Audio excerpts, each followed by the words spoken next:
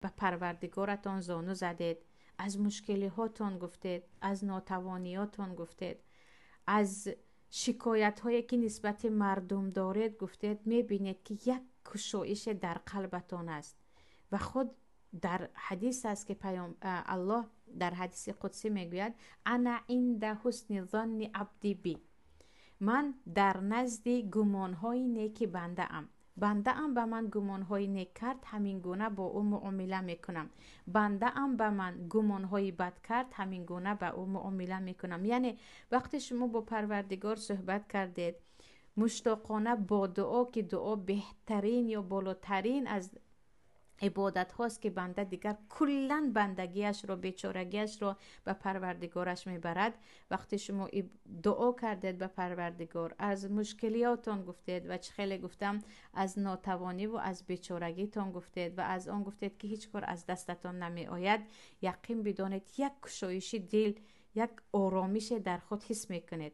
و هر باری که شیطان وسوسه میکند که نه تو از مشکلی تو حل نمی شود یا حیاتی که تو داری تغییر نمی یابد، به یادتان همون عبادتتان می رسد، به یادتان همون دعاهایی که در خلوت، در تاریکی ها، وقتی همه خوابند یا از چشم همه پنهانید به الله کرده بودید و می گوید البته پروردگار مرا اصلا تنها نمی ماند.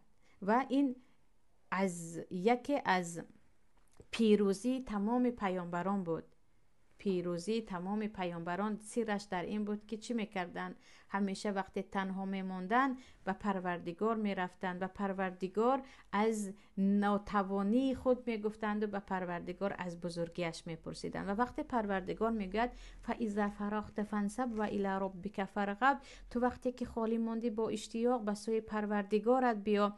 در آیت دیگر چی میگوید؟ و فروا الی الله، دویده دویده به سوی پروردگار بروید. یقین بدانید اونی که شما به نزد او رفتید، اونی که به نزد او دست محتاج برداشتید، او وعده هایش را خلاف نمی کند. او وعده می دهد که ادعونی استجیب لکم، شما دعا کنید من اجابت میکنم.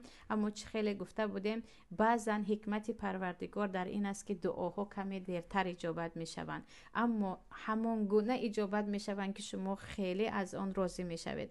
پس نباید وقت مشکلی ها به سرمون آمد یا به مشکلی هم، یعنی من بعضی خواهران رو شخصا دیده ام که وقت به زندگیشان نگاه میکنید اینقدر مشکلی های جدی ندارن، اما همیشه در یک سرسانی یا گفتیم در یک زقی و همیشه پریشانی زندگی دارن. و البته که سبب اساسی این در آن است که فاذا فرغت فانصب و الی ربک فارغب، نیو وقتی خالی موندن به کارهای بیهوده دست میزنن، نه اینکه به عبادت، نه اینکه به طلب علم، نه اینکه به یگان کار خیر، به یک گناه ها یا گفتیم به یک کارهای بیفایده دست میزنن و میبینید که هیچ قلب آرام ندارن.